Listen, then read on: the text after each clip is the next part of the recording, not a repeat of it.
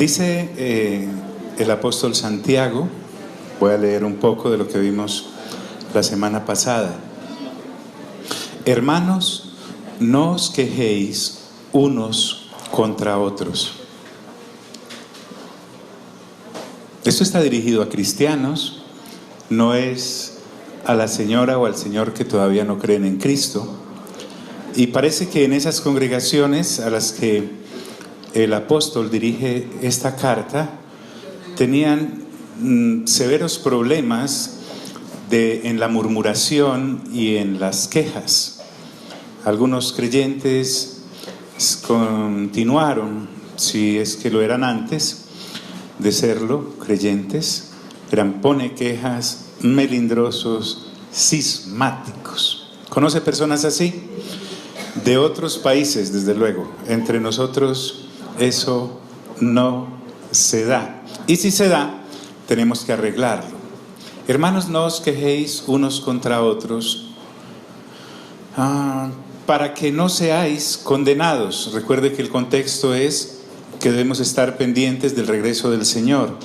Y en ese regreso del Señor, gracias, usted y yo podemos ser sorprendidos en que al momento de Él llegar, estemos usando nuestra boca no para bendecir, sino para hablar mal, para quejarnos, para acusar a otros, muchas veces de la situación propia que estamos viviendo. Y dice, ¿por qué? He aquí el juez está delante de la puerta.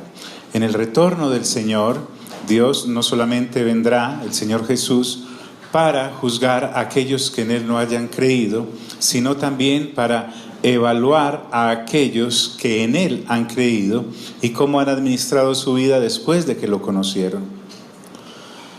Y continúa diciendo, hermanos míos, nuevamente, no me puedo cansar de decirles que la Biblia, aunque es para la lectura de todas las personas y de todos los seres humanos, está dirigida específicamente también a los que ya han creído.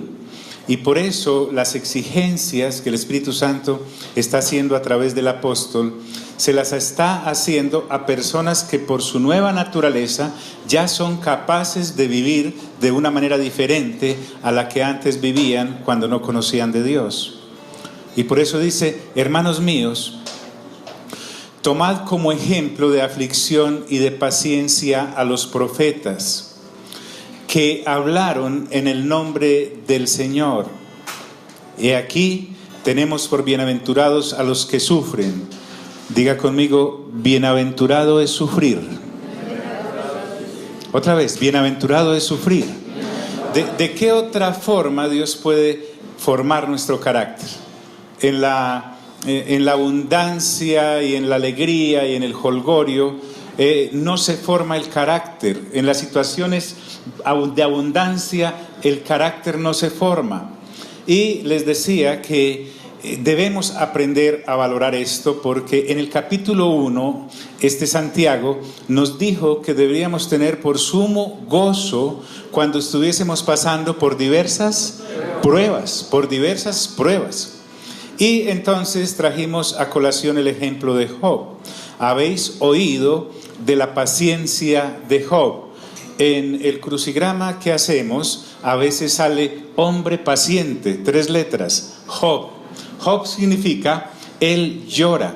Y nos dimos el lujazo de leer 2 capítulos de Job juntos la vez pasada y vimos cómo Dios permitió que la prueba llegara sobre Job y le arrancó el enemigo, porque Satanás fue el que pidió el permiso para zarandearlo. Así, ¿sabe? ¿Cuántos somos creyentes? Levante la manito. Todos. A ver, todavía no. Si a algunos les falta la oración de fe. Se lo pregunto por esto. Porque una vez hemos creído en el Señor, todas las situaciones adversas que nos ocurran no escapan del control de Dios. Cuando el Señor Jesús habló con Pedro, anunciándole que cuando el gallo hubiese cantado 2 veces, él ya lo habría negado 3, él le aclaró y le dijo, Satanás te ha pedido para zarandearte como a trigo, mas yo he orado, le dijo el Señor, para que tu fe no ¿qué? No falte. Es decir, cuando el enemigo, a través de las circunstancias y la adversidad, viene a tocar nuestras vidas. En el caso de Job, enfermedad. En el caso de Job, la muerte de sus 10 hijos, 7 hombres y 3 mujeres. En el caso de Job, la pérdida de sus bienes, todos sus ganados, tenía de varias especies. La casa donde estaban sus hijos también, mejor dicho, perdió todo. Un creyente desprevenido puede empezar a lamentarse y a pensar qué tan malo es haber creído en Dios y por qué Dios no me protege. El asunto no es cierto. Dios tiene el perfecto control de esa situación en la que le ha permitido al enemigo y le ha facilitado la oportunidad de tocarnos. Mira de lado, dígale, ojo con eso. Entonces cada situación, como a veces se pone muy empinada la vida, a veces como que las cosas no funcionan. No necesariamente es el diablo, pueden ser las circunstancias, pero sean circunstancias o fomentadas por el diablo al cual Dios le ha permitido tocarnos, son y tienen un fin y un propósito. Diga eso conmigo, tienen un propósito. Por eso la actitud de Job, la paciencia a la que hace referencia acá Santiago, para animar a los creyentes de hace 2000 años que estaban en la dispersión y para animarnos ahora si estamos pasando por alguna circunstancia, es que Dios fue el que permitió que el enemigo lo tocara de esa manera. Entonces, a veces estás en circunstancias en que reprender es inútil. Porque si Dios ha permitido que las circunstancias te lleguen o el diablo te toque, por mucho que lo reprendas, Él ya tiene un permiso que jamás podrá exceder y que Dios no va a permitir que vaya más allá de lo que podamos soportar. Pablo lo dijo en 1 Corintios, dijo, Dios no permite que alguna prueba o tentación venga a tu vida que sea superior a lo que un humano, específicamente tú, pueda soportar. Si solo puedes con 100 kilos, Dios no va a permitir que las circunstancias pongan encima de ti 100 kilos y 1 gramo, porque no lo vas a poder soportar. Dios tiene el control. Diga eso conmigo, Dios tiene el control. Pero la situación no era para dañar a Job, era para perfeccionarlo. Porque una vez ocurrió todo lo que leímos en el capítulo 1 y 2, le haría muy bien ahora en la semana que viene dedicarse un poco a la lectura de la palabra. Léase Job, encontrará qué ocurrió al final del libro. En el capítulo final, Santiago hace referencia y dice, habéis visto el fin del Señor, con la prueba que permitió venir sobre Job, dándole permiso a Satanás. Le devolvió el doble de todo lo que tenía, le restituyó con nuevos hijos, nuevas hijas, le volvió a entregar la amistad de sus amigos. La gente vino y él no salió amargado. Job no salió amargado de su prueba, a tal punto que Dios le dice, ora por tus amigos. Interesante eso. Entonces dice, habéis visto el fin del Señor. El fin del Señor sobre Job con esta prueba era lo que quería lograr, perfeccionar su carácter. Estos creyentes de hace, disculpen, ¿están aquí amigos? Estos creyentes de hace 2000 años estaban pasando por situaciones difíciles, pero en vez de hacerlo de Job, porque vimos que en 2 ocasiones cuando le es quitado todo antes de ser tocada su salud, dice la escritura que se postró y adoró y no pecó con su boca, sino que adoró a Dios. Después, cuando la esposa lo ve en esa situación tan triste, le dice, maldice a Dios y muérete. Y él, en medio de esa sarna que se tenía que rascar con un tiesto, le dijo, como las mujeres fatuas has hablado, Dios dio, Dios quitó, sea en todo Dios alabado, adorado. Entonces, en este asunto no estaban funcionando bien los creyentes de hace 2000 años, porque ellos, en las pruebas que estaban sufriendo, les garantizo que ninguna al extremo de Job, se quejaban y empezaron a quejarse unos contra otros. ¿Y usted por qué no me ayuda? ¿Y usted por qué no permitió eso? ¿Y a usted por qué no le pasa lo que a mí me está pasando? Empezaron a tener roces y dificultades, y por eso Santiago trae a colación la vida de este varón. Habéis visto el fin del Señor. ¿Y cuál fue el fin? que el Señor es muy ¿qué? ¿Muy qué? Misericordioso y compasivo. Miren esta palabra, muy. Cuando habla de muy, es que excede en misericordia y en compasión todo lo que usted y yo podamos imaginar a la n potencia.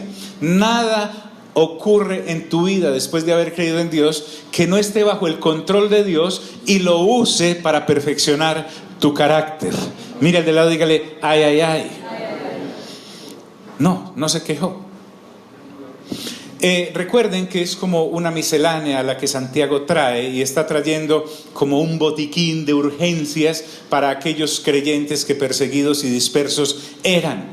Y lo siguiente que les dice es: no anden jurando por cualquier cosa, pero sobre todo, les dice Santiago, ¿a quiénes?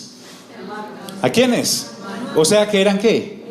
Cristianos. Pero sobre todo, hermanos, no juréis. A veces los creyentes en situaciones difíciles ponemos a Dios por testigo de una cantidad de cosas en las que Él no está. En las situaciones que nos asedian, sacamos y esgrimimos el nombre de Dios como si con eso fuéramos a justificar la posible restauración que vayamos a tener. Porque, ojo pues, Dios ya nos dio la vida eterna, ¿o no? Al que cree en Cristo Jesús le ha sido dado tener vida ¿qué? Eterna. A todos los que le recibieron les dio potestad de ser llamados hijos e hijas ¿de quién? De Dios. Al que nace de nuevo le permite ver y entrar en el reino. Eso es más que suficiente. Eso es más de lo que el ser humano caído hubiese podido pretender pedirle a Dios. Entonces, en todas las pruebas y situaciones difíciles que estemos, esto es importante. Quiero que recuerde a lo que venimos. ¿Venimos a qué? A renovar la mente, a cambiar nuestro sistema de pensamientos frente a las situaciones que nos puedan ocurrir. Dios puede restaurarnos, pero no tiene que restaurarnos. Él ya nos dio la vida eterna como tal. Él es poderoso y puede venir y sacarme de esa situación difícil en la que estoy, en cualquier área. Él puede, diga conmigo, Él puede, pero no tiene. Repita eso conmigo, Él puede, pero no tiene. O sea, Dios no tiene que sacarnos de la situación en la que estamos pasando. Él ya nos dio lo máximo que nos podía dar en Cristo Jesús. De manera que es posible que algunos no salgamos de la situación difícil que estaba ocurriendo allá hace 2000 años. A Job le permitió salir. A otros no les permitió salir. Les digo que les haría muy bien, no es cantaleta, ¿o sí? Que por favor por lo menos escuche lo que en los martes estamos viendo.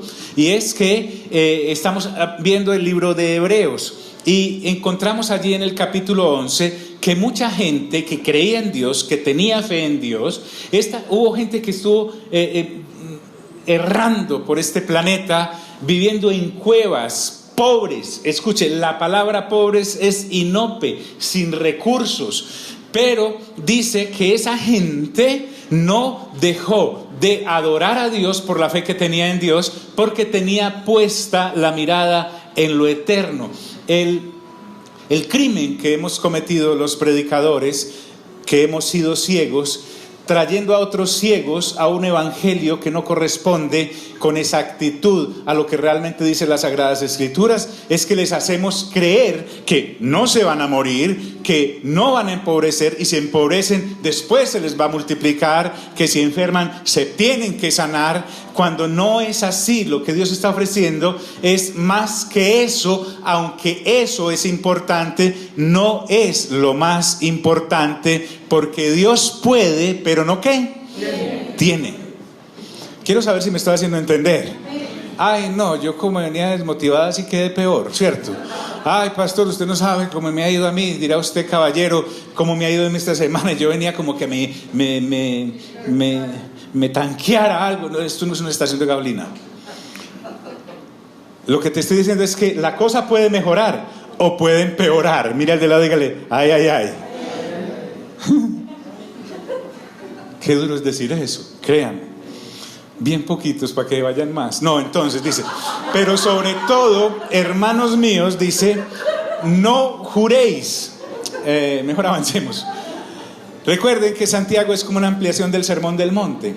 Y le dice a los hermanos: no juréis ni por el cielo, ni por la tierra, ni por ningún juramento. Recuerden que el Señor Jesús ya había dicho allá en el Sermón del Monte que nuestro sí sea ¿qué?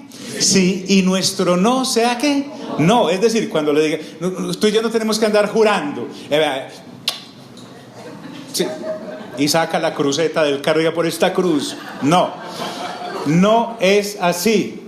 Porque se supone que la persona nacida de nuevo, cuando dice sí, es ¿qué? Y cuando dice no, es ¿qué? No. Dice: no juréis ni por el cielo, ni por la tierra, ni por ningún otro juramento, sino que vuestro sí sea sí y vuestro no sea no. Y eso es literal, a eso no hay que ponerle pues como que ninguna interpretación. El asunto es que cuando nos ponemos a juramentar, y cuando decimos sí y no cumplimos, y cuando decimos no y no cumplimos, entramos en un problema, porque resulta que el contexto de todo esto es el regreso del Señor. Diga conmigo: el regreso del Señor. Y cuando el Señor regrese, como dice Pedro, si el justo con dificultad se salva, ¿qué será del impío y el pecador? Entonces a lo que se refiere es que va a evaluar nuestras conductas en cuanto a lo que prometimos cuando con el sí o el no dijimos. ¿Sí me hice entender? ¿Aló? ¿Sí me hice entender? Entonces, que vuestro sí sea ¿qué? Y vuestro no sea ¿qué? Y dice: ¿por qué? Para que no caigáis en condenación. Es decir, hablar más de un sí o de un no, y fuera de eso no cumplirlo y ponerme a juramentar, trae detrimento en... es que no encuentro una palabra que no se parezca como a finanzas, que sea patrimonio pero que no sea patrimonio. Caudal. Entonces, el asunto es que cuando yo esté en el tribunal de Cristo, sea por su regreso o porque muera y tenga que participar de él también en su regreso, voy a ser evaluado por lo que dije o por lo que no dije, porque recuerden que de toda palabra necia tendremos que dar ¿qué? Cuenta. Lo demás sobra. Bien, lo que viene es muy importante. Mira de lado, dígale: importantísimo. Vamos a hablar de las emociones. Las emociones son sentimientos, los estados de ánimo por las situaciones que nos rodean. A veces sacan de nosotros unas actitudes y unas palabras para las cuales no hemos sido preparados. Una persona creyente debe hacer uso de algo que se llama por el Espíritu Santo el dominio ¿qué? Diga conmigo: dominio propio. Dice el proverbio: vale más gobernarse a sí mismo que conquistar ciudades. Entonces, este Santiago es muy tremendo, porque ahora nos va a decir, casi que usted y yo podríamos hacer como un pastelito. ¿Sí? ¿Recuerdan cuando ustedes hacían pastel en el colegio? ¿Sí? ¿Recuerdan eso? Muy bien. No, yo era máster, pero estaba hablando de ustedes. Yo no es que lo autorizo para que se escriba en la mano: reacciones según mis emociones. Y es más, se lo puede tatuar. Tatúeselo menos en la frente, porque hay un letrero que nos van a colocar en la Nueva Jerusalén. Dice, escuche lo que viene. Santiago, por el Espíritu Santo, nos va a enseñar, y ya no vamos a tener disculpas para reaccionar de otra manera que no sean las siguientes. ¿Me he hecho entender en eso? Aló, ¿me he hecho entender en esto? Vea, esto es tan delicado que le suplico, si usted no va a ser capaz de comportarse como lo que sigue, la ignorancia a veces es hasta buena. Se puede salir. Sí, vaya, se mete allá al Éxito, toma un cafecito y vuelve entre unos 15 minutos que hayamos pasado este tortuoso camino que viene. Porque después de esto, usted y yo no vamos a tener disculpa, escuche, para andar por ahí como cualquier persona, porque nos vamos a exigir los unos a otros comportarnos como hijos e hijas de Dios sin importar la situación, vamos a controlar nuestra reacción. No porque seamos muy guapos y hayamos desarrollado mucho control, sino que por la nueva naturaleza que tenemos el músculo suficiente para desarrollar frente a las circunstancias de la vida. Bien, ¿alguien? No le dé pena. No le dé pena, antes me paré muy guapo y muy guapa. Yo me iría, pero no puedo, ¿cierto? Por ejemplo, ¿qué hace uno cuando está afligido, aburrido, así, llevado? Santiago la trae y dice: ¿está alguno afligido entre vosotros? La pregunta, porque es una pregunta, Santiago se la hace al respectivo conjunto de creyentes de hace 2000 años, y hoy yo se las hago. ¿Está alguno afligido entre vosotros? En medio de la aflicción, ¿qué haces? ¿Qué hablas y qué piensas? Porque puede que nos pongamos un esparadrapo en la boca, pero la loca esta, ¿qué piensa? Ojo, una persona, y aquí es donde viene, vuelvo y les digo, ¿recuerdan las vírgenes del capítulo 25 de Mateo? Que eran 10 vírgenes, 5 eran sensatas y 5 eran imprudentes. Y cuando vino el novio, se habían quedado las 10 dormidas, pero 5 eran prudentes porque tenían la lamparita, el aceite que tenía la lamparita, pero también una botellita aparte donde cargaban aceite para mejor dicho, el aceite AA para ponerle para recargar esa lámpara. Pero las otras 5 no.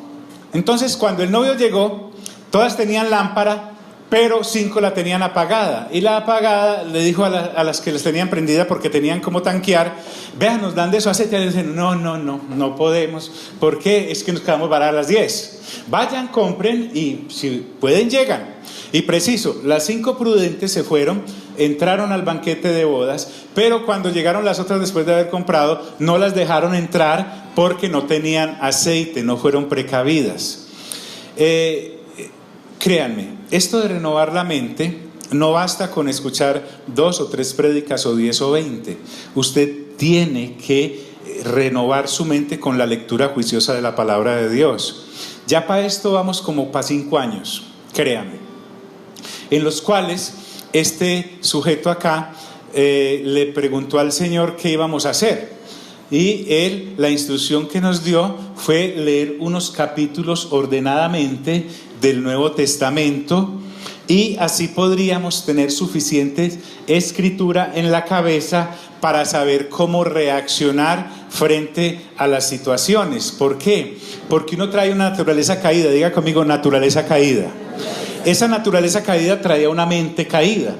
En esa mente caída por Hollywood, por las novelas, por las telenovelas, por las reacciones del papá, de la mamá. En Pedro, que pronto vamos a entrar, después de esta semana que viene, tal vez ya acabemos Santiago. Y Pedro dice esto. Pedro dice: fuisteis rescatados de vuestra vana manera de vivir, la cual recibisteis de vuestros padres. ¿A qué se refiere con eso? En primer lugar, a que hay una vana manera de vivir que recibimos de nuestros padres, porque resulta que como ellos nacieron bajo pecado, al tenernos a nosotros también nacimos bajo ¿qué? Bajo pecado. ¿Y cometíamos qué? Pecados. Muy bien. También en esas reacciones que usted y yo aprendimos de mi papá y de mi mamá, del abuelito y de la abuelita, de las tías por allá que viven allá en la provincia, de los tíos, de toda esa gente del entorno del colegio, de los familiares, de los amigos, esas reacciones también son caídas, así sean buenas. Diga conmigo: caídas. Ese orgullo que se nos infla el pecho cuando decimos: no, es que yo soy así porque mi papá era así y mi mamá era así, yo tengo un tío que era así, entonces por eso yo soy ¿qué? Así. Eso ya no es así. La situación es que a veces Hebreos dice que nuestros padres nos corregían según como a ellos les parecía. ¿Por qué? Porque se está refiriendo en que ahora tenemos un Padre que nos corrige conforme a lo que a la vida eterna nos lleva. De manera que esa manera de reaccionar en las situaciones es para nosotros difícil afrontar como creyentes con mente renovada si no hemos renovado la mente. Vuelvo y le digo, volviendo a lo de las vírgenes, supongamos que todos nosotros somos vírgenes, ¿sí? Hay prudentes y hay imprudentes. Los prudentes cogieron y empezaron a llenar su lámpara desde hace 5 añitos. Dijeron, bueno, el pastor nos dijo que si leo nuevos capítulos diarios de las Sagradas Escrituras del Nuevo Testamento, voy a leer el Nuevo Testamento ¿en cuánto? ¿En un qué? En un mes. Bueno, si leo 4 y medio, voy a leer el Nuevo Testamento ¿en cuánto? En 2 meses. Si voy a leer 2 y medio, ¿en cuánto lo voy a leer? Como en 3 meses. Entonces venimos llenando nuestra lámpara, porque la Biblia dice que nosotros somos una lámpara. El cuerpo tiene una lámpara que es el alma. El Señor Jesús una vez dijo, si la luz que hay en vosotros es oscuridad, ¿cuánta oscuridad no habrá? Cuando la persona no ha nacido de nuevo, su alma es oscura, así sea bonita y haga tarjeticas lindas de corazoncitos, porque su naturaleza es caída. Entonces, cuando nacemos de nuevo, hay luz, porque nosotros somos hijos de luz. La luz vino a este mundo en Cristo Jesús, lo dice Evangelio de Juan capítulo 1. Al tener esa luz dentro de nosotros, seremos vírgenes prudentes, todos vírgenes, pero hay unos prudentes y hay unos imprudentes. Hay otro que dijo, estoy hablando pues como imaginándome las cosas nomás, otro dijo, 9 capítulos de eso es mucho. Eso es mucho. No, eso es mucho. Además, qué bobada. Que Dios le dijo. Que Dios le dijo. Y otra dijo, no. A mí no me queda tiempo para eso. Yo voy a seguir bajando prediquitas de la red. Voy a seguir leyendo libritos y haciendo devocionales, porque dice devocional para cada día, etcétera, muy buenos. Eso yo voy a renovar. Yo no necesito renovar mi mente. Entonces no hablemos de que el novio vino, porque el Señor todavía no ha regresado, pero va a regresar. Diga conmigo, va a regresar. Oh, pues que estoy tratando de salir de este enredo porque necesitamos salir de él. Llega la situación de aflicción a tu vida o a mi vida. Si soy una virgen prudente y he renovado mi mente, tendré suficientes armas en mi mente para hacerle frente a esa situación conforme a lo que la Escritura dice, no con lo que conforme a la vana manera de vivir heredé de mis padres o de mi sociedad o de mi grupito de amigos y de amigas. Entonces, por ejemplo, ya hablando de aflicciones, les preguntaba ahora, ¿qué hablamos y qué decimos cuando estamos afligidos? Depende de lo que tengamos llena la mente. Depende de lo que tengamos llena la mente. Entonces, aquí Santiago no me está dando una opción. La solución que me va a dar no es una opción, es lo único que podemos hacer desde el punto de vista de Cristo. O sea, nuestra mente y nuestras palabras no pueden ser usadas para nada más que lo que a continuación viene cuando estamos afligidos. Por eso decía, si quiere haga el pastelito, escríbalo en la pared de la casa, en el espejo, manténgalo ahí en la cartuchera donde tiene todas sus cositas, cópielo en una hoja, en los libros que usted lee, métalo en la chequera, donde usted lo vea, póngalo en la frente. Entonces dice, ¿está alguno afligido entre vosotros? Mire la única opción cuando yo estoy afligido, dice, ¿haga qué? ¿Haga qué? Oración. No me dice, llame a la línea de emergencia, ¿qué? No dice eso por ningún lado. Dice, haga oración. Para Santiago, que es una persona nacida de nuevo, y le está escribiendo a los afligidos de aquella época, le está diciendo, no se pongan a murmurar de ustedes, no se pongan quejumbrosos, no se pongan quejosos. Por el contrario, cuando estén afligidos, ¿hagan qué? ¿Hagan qué? Oración. Él no lo ve como una opción. Santiago es consecuente con el nuevo nacimiento y con la renovación de la mente. La situación adecuada aquí es que cuando yo oro, debo orarlo sin amargura y sin temor. Cuando oro y me desahogo o hablo con mi Padre Celestial por la situación que me está afligiendo, por las situaciones que me están afligiendo, con gozo debo orar. Entonces, ¿qué dice? ¿Haga qué? Haga oración. Si no la tiene hecha, hágala. Hay una acción positiva hacia el hacer de parte del que está afligido. Aquí no está hablando, dice, llame a Lito, que Lito ora. Y Dios lo oye para que Él ore por usted. Es válido, claro, estamos para orar los unos por los otros. ¿Y si le cortaron la línea, qué? O si no tiene señal. Si la situación que le está causando aflicción no le da ni para comunicarse con otro, Santiago le está diciendo, usted es un hijo y usted es una hija de Dios. Él acabó de decir allá, hermanos, ¿qué? Míos. Está refiriéndose a creyentes. Cada creyente puede orar. Cada creyente puede hacer ¿qué? Oración. Entiéndalo en paisa, hablar con Dios del asunto, porque Él es su Padre celestial, y su Padre que oye en lo secreto lo recompensará en público. Dice, ni siquiera le dice para que salga de la situación. Está afligido, ore, haga oración, hable con su Padre. Santiago ni siquiera le está diciendo para que se sane, no, para que prospere, no, haga oración y verá cómo recibe una provisión de parte de Dios, que es fortaleza, que lo ayudará y la ayudará a superar esa situación, así la situación no cambie. Aló, aló, aló, aló. ¿Están aquí mis amigos? ¿Están aquí mis amigos? ¿Qué hago? ¿Qué hablo? Si soy casada, no, entro en ese mutismo que entramos nosotras, ¿cierto? Y no hablamos con nadie. Y el marido peor, porque si contento no habla, ahora aburrido. De verdad. Y la gente de la ola que nos paga los platos, y le comunicamos a todo el mundo nuestra situación aún en nuestro silencio, y lo único que no hacemos es ¿qué? Oración. Haga oración. Santiago está dando la solución a la situación, así la situación no ¿qué? No cambie. Amigos, ¿están aquí? Esto es dinamita, hermanos. C4.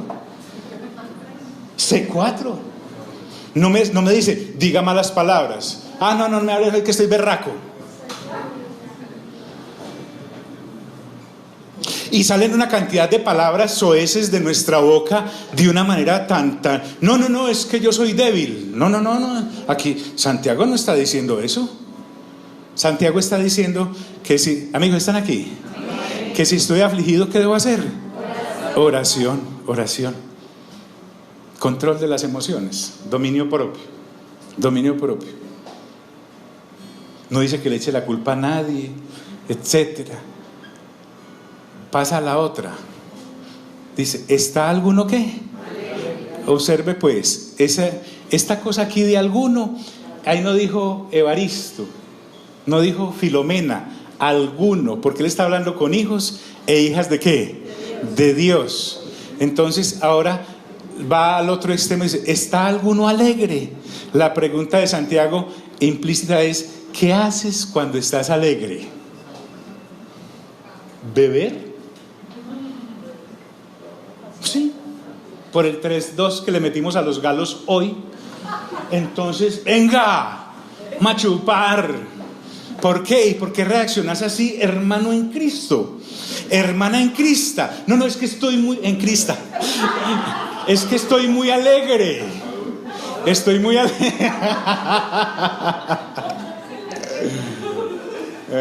Menos mal no estaba en lo de los panes, ¿cierto? Oiga, ves, mire esto. No, es que cuando yo me lleno de alegría, y yo tengo que beber. ¿Y dónde aprendiste eso? No, pues allá en mi pueblo, en la vereda mía, o en el barrio, o en la familia. En la familia siempre celebramos así cuando hay una cosa extraordinaria. ¿O cómo reacciono? Ufanándome. No, es que miren. Y entonces colocamos a los cuatro vientos el motivo de la alegría que estamos teniendo, y no nos importa si con eso estamos humillando al otro que está bien llevado, o demostrar a través de los trinos y de las publicaciones, coroné. Sí, no, las emociones, escuche bien, al igual que las circunstancias varían. La persona en Cristo tiene la potestad de parte de Dios por su nueva naturaleza, porque en él o en ella habita el Espíritu Santo, para canalizar, permítame usar esa palabra, esa alegría que tiene, para hacer que la emoción positiva o sentimental que está afrontando y que le está produciendo esa alegría, mejor dicho, Santiago lo que está haciendo acá con el Espíritu Santo es tratar con esos sentimientos internos que cuando afloran son como una catarata o como una explosión que, dice el proverbio, hay alegrías que terminan en tristezas. El proverbio dice eso. ¿Cómo entonces permanecer ecuánime y con el carácter de Cristo frente a esas situaciones? Hombre, Herodes, el día de su cumpleaños, estaba con todo su séquito, pusieron a bailar ahí a la hija de la mujer del hermano del que ahora era de él, y bailó de una manera que el tipo quedó extasiado y le dijo: pídeme lo que quieras que te dé. Y la niña dice: un momentico, hijo, ¿dónde la mamá? Mami, ¿qué le pido a mi tío padrastro? Sí. Y la señora, que vio que se le estaba dañando la fuente de su mantenimiento, porque Juan el Bautista le mantenía diciendo a Herodes: no te es lícito hacer lo que estaba haciendo, porque esa es la mujer de tu hermano, hermano, ¿cierto? Entonces ella le dijo: no, qué respuesta la del cielo, la que el Señor nos ha dado, ¿cierto, mija? Le dijo: vaya, pídale que le dé la cabeza ¿de quién? De Juan el Bautista. Y eso le pidió. Y una cosa que era alegre, como celebrar el cumpleaños de Herodes, es uno de los asuntos, mejor dicho, dice el Señor Jesús en sus palabras, a todas las pilatunas y males que Herodes había hecho, añadió la de quitarle la cabeza a Juan el Bautista. Hay alegrías que terminan en tristeza. ¿Aló? ¿Están aquí? Vasti, la esposa reina del rey Asuero. El rey estaba celebrando su cumpleaños también. Y resulta que 6 meses celebrando el cumpleaños. 6 meses. A los 6 meses, él mandó a llamar a la reina, ¿cierto? Y la reina llega, porque era Vasti, Vasti significa hermosa, una señorata pues espectacular. Y ella le da por decirle ese día al rey que no va a ir, que no le provoca. Y ese día Vasti perdió su reinado. Y ahí fue donde después montaron a Esther. Hay alegrías que terminan en ¿qué? Entonces ahora Santiago me dice a mí, diga conmigo, a mí. Oh, pues le estoy hablando a cristianos. Y vuelvo y le digo, ya con esto que estamos, yo le di la oportunidad que fuera, porque la próxima vez que esté afligido o afligida y ande por ahí usted como el rey del despecho, tirando lágrimas para todos lados y peleando con todo el mundo, echándole la culpa a todo el mundo, usted ya me autorizó y yo le estoy autorizando a usted, por si me ven esas, me diga, ¿estás afligido? Y yo le diga, sí, estoy afligido. Entonces ore, hermano, en vez de andar haciendo todas pendejadas carnales en las que usted está montado o montada. ¿Estamos o no estamos? Amén. Ok, digan, ¿cuántos dicen amén? Amén.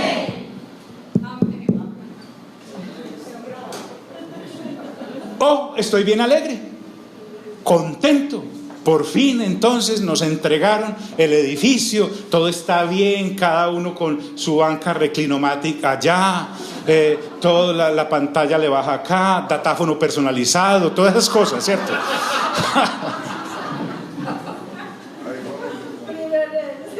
Y me encuentra usted bien borracho, es que la alegría, celebrando.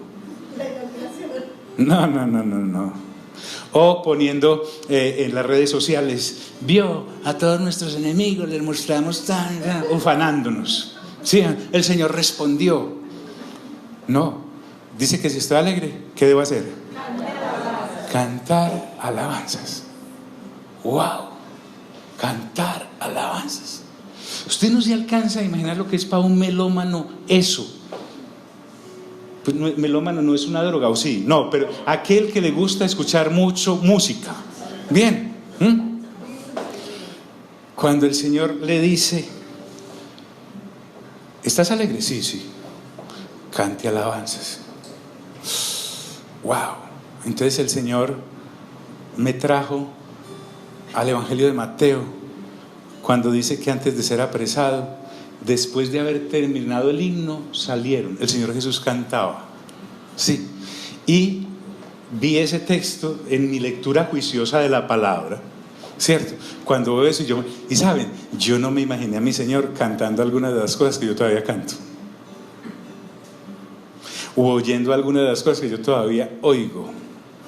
¿Están aquí mis amigos? Me dice que mi alegría diga conmigo, el pastor está hablando de él. Sí, esta me la estoy dedicando a mí solito. Después no vaya a decir, es que el pastor, ahí viene el pastor quitado vallenatos. No. Estamos hablando de que estamos canalizando a donde Dios quiere llevar nuestras ¿qué? ¿Cierto? Sí, porque yo sé que algunos cuando los visito quitan el crucifijo, la Virgen y todas las cosas que para que yo no la vea. Pero es que, diga conmigo, es entre Dios y yo. ¿Están aquí mis amigos? Cante alabanzas. Alabar es la respuesta cuando estoy alegre. Mi propósito es glorificar a Dios por esa alegría que tengo y por ese bien que me ha ocurrido. Pero hay gente que lleva esto al extremo máximo, y es que también canta alabanzas cuando está en aflicción y en tristeza. En aflicción y en tristeza. Entonces fíjate que una vez iban Pablo y Silas, llegaron a Filipo, mucha gente llegando al Señor, conociendo del reino, echaron fuera un espíritu de adivinación que había en una muchacha. Cuando los apresan y los meten a la cárcel, pero les pegaron una porriada antes y los metieron en el calabozo de más adentro, o sea, eso era de adentro para más adentro, y los amarraron a un cepo, los brazos metidos en un palo y los cerraban para que no fueran a moverlos con libertad, y sus pies también estaban amarrados a ese cepo. Imaginémoslo así, al menos así era el castigo de las prisiones romanas. Y dice que era la medianoche. Yo quisiera pensar allá en esa tristeza si eso me hubiera ocurrido a mí y anduviese con Silas. No, Silas, hermano, Dios, pues muy mal agradecido Dios. Venimos a este pueblo miserable de Filipos, ningún creyente por acá, mira qué avivamiento en el que hay, ¿para qué nos pase esto? No. Y empieza a salir amargura de mí. No, dice la Escritura que se pusieron ¿a qué? A cantar en medio de su aflicción. O sea, no pusieron, poneme el bolero de los golpeados, sí, poneme el vallenato de los afligidos. Y para eso que eso es como echarle sal a la herida, ¿cierto? Porque hay cierta tendencia de la naturaleza caída que cuando estoy triste, poneme la copa rota de Alcia Costa, sí. ¿Qué ocurre en mi alma? Se aflige más. Se aflige más. Entonces tenemos que tener mucho cuidado. Bueno, les dije, se podían salir. Cante alabanzas. Ahora, tampoco es para andar dediando el que todavía escucha otras cosas, pues eso es entre usted y Dios. ¿Por qué? Porque la relación es íntima y personal. Y se supone que si el Señor Jesús entregó el 100% de Él para nosotros, hombre, lo mínimo es que yo debo devolverle el 100% a Él, en todo. Dice el Salmo 150, y todo lo que respire, alabe ¿a quién? Alabe al Señor, alabe al Señor. Hay que renovar ¿la qué? La mente, porque algunos le huimos a la alabanza. Créanme, los entiendo, porque no tienen la mente renovada. ¿Sí? Alabar es la respuesta cuando estoy contento. Siguiente asunto. ¿Está alguno enfermo entre vosotros? Pregunta Santiago. Le habla a los enfermos. ¿Qué hago? No. Yo ahí mismo me meto a Google, ¿sí? Y marco ahí granito rojo en la oreja, en el hombro.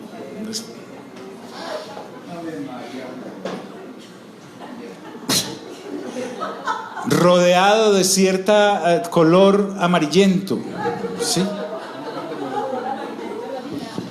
Clic, ¿sí o no? Clic.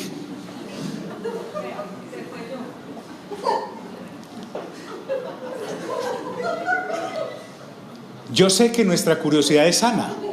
Sí, escuché bien. Pues es que aquí hay médicos, perdóname, Angelita.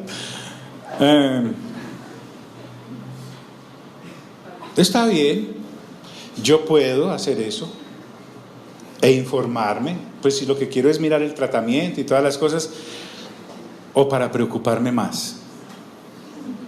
¿Cierto? En todo caso, Santiago, que no tenía acceso a todas esas tecnología, dice: ¿está alguno enfermo entre vosotros? Ojo lo que voy a decir acá. Ni siquiera Santiago hace referencia acá a la medicina. Ojo acá, él no la está descartando, tampoco la está recomendando. Santiago se está circunscribiendo a lo que es su tema, porque el asunto de la medicina no es el asunto aquí en esta carta. Le está hablando al creyente que está enfermo. Santiago lo que me está recordando es que él no es médico. Santiago lo que me está recordando es que él no se quiere meter en disciplinas que él no maneja ni conoce. Él solo conoce una cosa que se llama fe. Él no le está diciendo al enfermo que se quite la medicina y el catéter y todas esas cosas que le recomendaron, o que se las tome. Él no está diciendo eso. Pero él sí habla de lo que sabe. Él habla de una relación que tiene con Dios. Y entonces Santiago, en primer lugar, nos enseña que debemos aprender a no meternos en lo que no sabemos. Santiago no era médico, pero era creyente. Entonces le dice al que está enfermo: ojo, sé que algunos por naturaleza caída tienen la costumbre de empezar a hablar de su enfermedad. Claro, aún en la religión judía, cuando una persona tenía, por ejemplo, una llaga, o tenía cosas como lepra, entonces le hacían colocar una capa especial, y todo el que iba por ahí sabían que ese era un leproso, nadie se le podía arrimar. O era un ciego que tenía una limitación. Recuerden que hay uno de ellos que está a la orilla del camino, y cuando oye que viene Jesús y Jesús los llama, él tira su capa, él renuncia a la estigmatización, al cartón que le han puesto, al rótulo que le han puesto de ciego, y va donde Jesús y Jesús lo sana. Él está hablando de una relación con Dios que va más allá de la misma circunstancia de estar enfermo. Entonces, ojo, quiero saber si fui claro en eso. Yo puedo entonces optar por llamar a Yeye y a Caro y decirle: ay no, miren, me está pasando esto, lo otro, y tengo una tía que también le pasó lo mismo, etcétera, y me quedan como 3 días de vida. ¿Correcto? O Santiago le está diciendo al creyente con mente renovada, que sabe que de este planeta no se va sino cuando Dios quiere, porque Dios es el que da la vida y Dios es el que la quita. Y entonces toda esa necesidad que tiene, Santiago le da una opción y le dice: llame a ¿quiénes? A los ancianos de la iglesia. Entiéndase, personas maduras en la fe. Cuando habla de ancianos en la iglesia, no está hablando solamente de líderes, sino de creyentes que han renovado su mente de tal manera que tienen la mente de Cristo y hablan lo que Cristo hace por las personas que en Él creen. O algo que me impacta acá es que dice ¿qué? ¿Qué dice? Llame. Entiéndase, los ancianos de la iglesia no son adivinos para saber que usted está enfermo. La parte viene del enfermo. Hombre, estoy enfermo y nada que me alivio. Ya oré por mí, me impuse las manos, los pies, me eché aceite de oliva, rimula, 3 en 1, me echa, nada que me funciona. Voy a llamar a hermanos en Cristo para que oren por mí. Maduros. ¿Por qué? Porque es que necesitamos hermanos maduros que nos van a visitar cuando estén enfermos, y no hermanos inmaduros que digan: es que se lo merecía. Lo que uno siembra, eso recoge. ¿Quién sabe qué cosa tiene oculta? ¿Dónde estuvo metida? ¿Qué estuvo haciendo? Se lo merece. Llame, entiéndase, ellos no adivinan que uno está enfermo. Y entonces los ancianos pueden decir: vaya fulano, vaya sutano, vaya mengano, ore por la persona. Entonces a esos ancianos y a esta persona, amigos, ¿están aquí? A esos amigos y a esa persona dice que yo los llamo porque estoy enfermo, y esos ancianos van porque los han llamado y oran ¿por quién? Por él. Es decir, van ahí a su lecho de enfermo, a su silla de enfermo, a lo que quiera de enfermo, y oran por esa persona. Jesús ya dijo, impondrán las manos ¿sobre quiénes? Sobre los enfermos, ¿sí o no? También dice que cuando estas personas van, lo pueden ungir ¿con qué? Aceite. Con aceite. Ojo, pues, es que nosotros venimos de corrientes muy espiritistas y de mucho agoreros y de amuletos. Ve, ponete esto aquí debajo de la axila, que eso evita que te den mal de ojo. No. El asunto acá está, diga conmigo, está en la escritura. Pero este no es el centro del asunto. Dice, ungiéndole ¿con qué? ¿En el nombre de quién? En el nombre del Señor Jesús. La parte sólida de este versículo es el nombre del Señor. En el nombre del Señor. Como enviados de Él que atendieron al llamado de un enfermo. El aceite no es acá lo central. Entonces estamos hablando de una cosa íntima, es algo muy íntimo entre el enfermo, su enfermedad, el Señor, los ancianos que van y oran por él. Cada uno tiene su papel. Y le ungen con aceite. Y dice, ¿y la oración de qué? ¿De qué? De fe. ¿Qué hace? Salvará al enfermo. Aquí este salvará, entiéndalo como sanará. Porque el contexto es enfermedad, si hay algún enfermo entre vosotros. Es más, este creyente ya es salvo porque ya el Señor, don Santiago le dijo, hermanos, ¿qué? Míos, ya es salvo, ya es creyente. Por lo tanto está hablando de la sanidad de un hermano o una hermana o un conjunto de hermanos que están enfermos.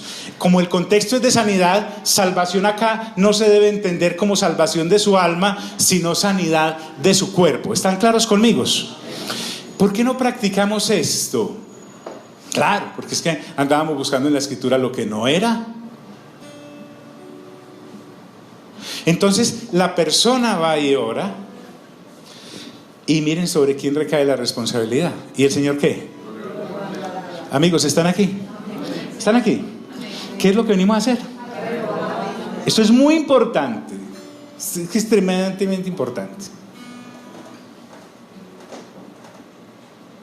Y el Señor lo levantará. Claro, es que Dios es el que decide quién se sana y quién no se sana. Claro, es que el Señor es el que decide quién resucita y quién no. Cuando el Señor Jesús fue a la tumba donde estaba Lázaro, había más muertos ahí. El cementerio era grande. Pero Él dijo, todos levántense. ¿Qué dijo?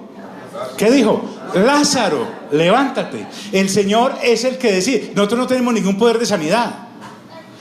La batuta siempre la tiene el Señor.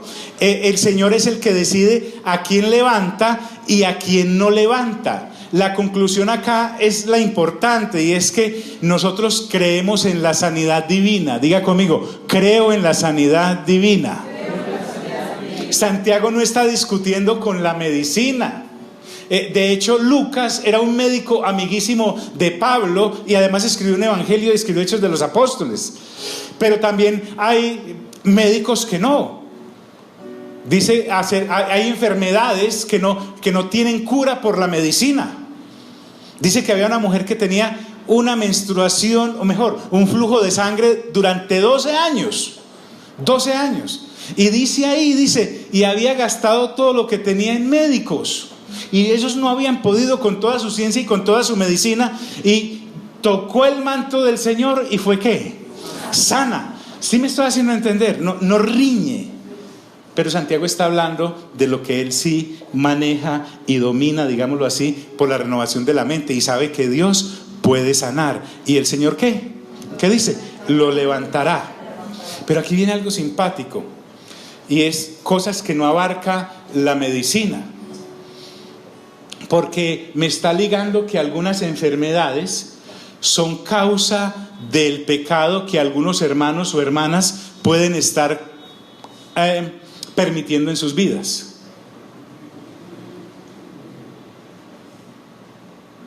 Porque dice, y si hubiere cometido pecados, Dice la Escritura que el Señor Jesús sanó un ciego de nacimiento. Y los discípulos le preguntaron, ¿quién pecó? ¿Él o sus padres? Y el Señor Jesús les dijo, no, esto es para que la gloria de mi Padre se manifieste, para que Dios se manifieste. Esa enfermedad no era motivo de un pecado. ¿Recuerdan eso? Pero hay otro que sana, al que le dice, toma tu lecho, y se lo encuentra después caminando, y le dice, te sanaste, muy bien, váyase y no peque más para que no le suceda una cosa peor. O sea que sí hay enfermedades que vienen como consecuencia de una vida pecaminosa. No todas las enfermedades son porque estés en pecado, ni todos los pecados terminan en una enfermedad. Pero en este caso, la Escritura a través de Santiago, recuérdame por favor que hemos venido a hacer. Renovar la mente. Dice que si la persona ha cometido pecados, esos pecados le serán ¿qué? Perdonados. Mire que hay una situación acá.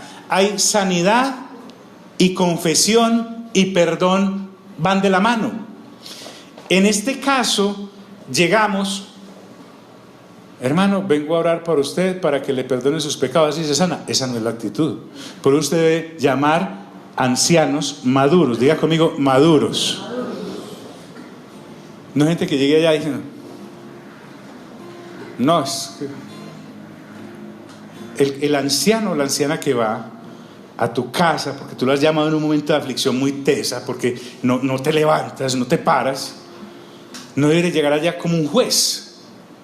No, es algo tremendo, íntimo. Debes llamar personas maduras, no que después salgan después de haber orado por ti. ¿Sabes aquel por qué no había vuelto? Porque estaba enfermo. Y si vieras que después ahí pues se nos abrió. Y el asunto es este, ¿te acordás de? Esa es una persona madura, sana y anciana. ¿Aló? No. Yo a veces entiendo porque algunos no invitan a nadie a la casa. Entonces, el asunto acá es que les serán perdonados. Hay una relación ahí tan bonita, porque el enfermo, frente a estos ancianos delegados por el Espíritu Santo y por la presencia de Dios que hay en ellos, dice, hermanos, saben, yo voy a atreverme a abrir mi corazón. O sea, yo sí estoy muy enfermo y muy enferma y todo, pero tengo esta situación a nivel de obras de la carne en mi vida. ¿Será que podemos incluir ahí?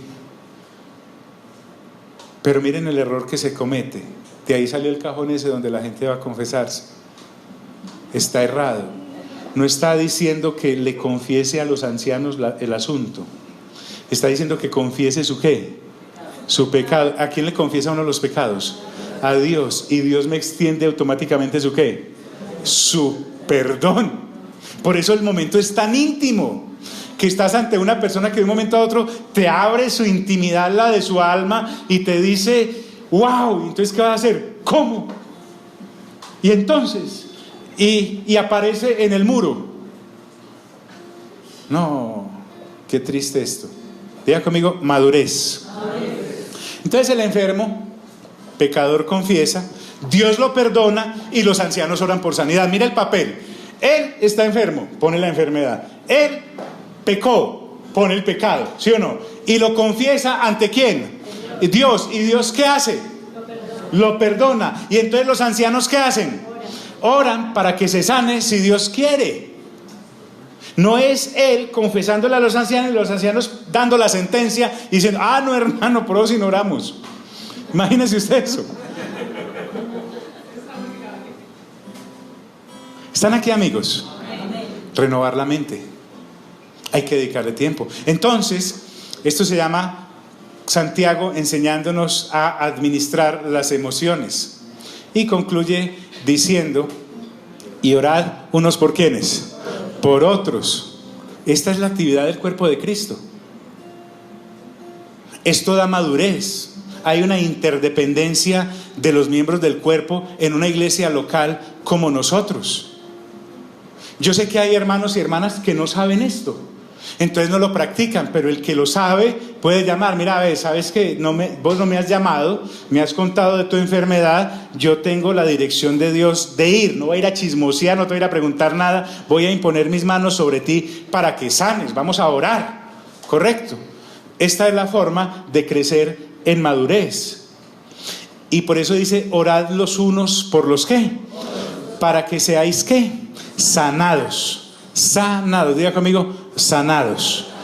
Y voy a dejar ahí porque lo que sigue es supremamente importante, y es que la mayoría de los creyentes inmaduros no usamos esta arma que es la oración, porque todavía pensamos que no tenemos como el grado dan para eso, que los que oran son otros. Y vamos a mirar cómo una persona nacida de nuevo, así haya nacido de nuevo hace 5 minutos, puede llegar a Dios a través de la oración de una manera tan eficaz que puede ver respuestas de Dios en lo espiritual que aún afectan lo físico. Ahí estamos mirando una oración de unos ancianos que van a orar por un enfermo que de una vez hace las paces con Dios, y en ese orden de ideas la persona, Dios decide sanarla, y si no la sana, por lo menos la perdona.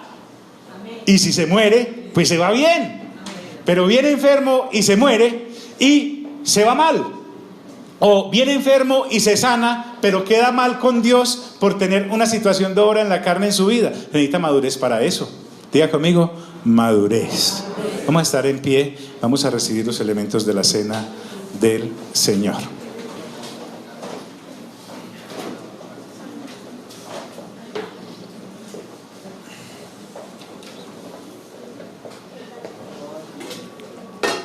Quiero saber si quedé claro. Santiago dijo, no os toméis las medicinas. ¿Aló, están aquí? ¿Santiago dijo eso? No vayan donde los médicos. Eso sí, pues. Que la próxima vez que en la casa alguno le dé un patatús y yo llegue y llame a Mario, a Ángela, y me digan, no, usted no dijo pues. ¿Ok?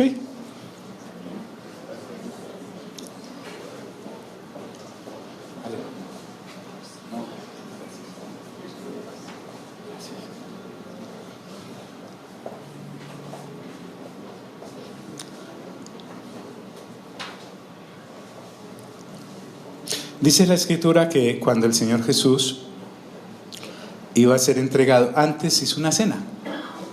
Y en esa cena dejó establecido que al reunirnos en su nombre, como en esta ocasión, partiéramos el pan y tomáramos el vino, pero le dio un significado tremendo, y era que el pan simbolizaba su cuerpo y el vino simbolizaba su sangre. Es interesante que Isaías dice que en sus llagas, en las que se ocasionaron en el cuerpo del Señor Jesús, y Pedro lo repite luego, hemos sido sanados. Una de esas sanidades es la física, pero hablaba de una llaga peor, que era el estar apartados de Dios, porque como todos habíamos pecado, estábamos destituidos de su presencia por haber nacido bajo pecado y cometer pecados. Y la sangre que el Señor derramó es la sangre del nuevo pacto, lo cual tenemos muy claro por la lectura juiciosa de Hebreos. Es una sangre divina, no ese vinito que usted tiene en la copa, sino la que Él derramó. Es la sangre de Dios, no es una sangre de animales o de machos cabríos, como lo que se sacrificaba en el tabernáculo de los judíos, entregado a Moisés y ministrado por Aarón y su descendencia.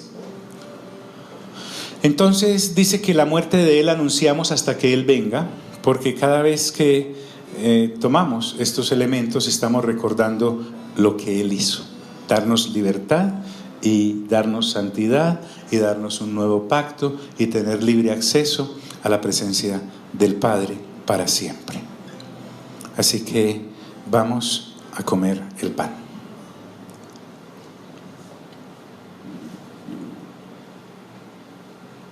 Y podemos beber la copa.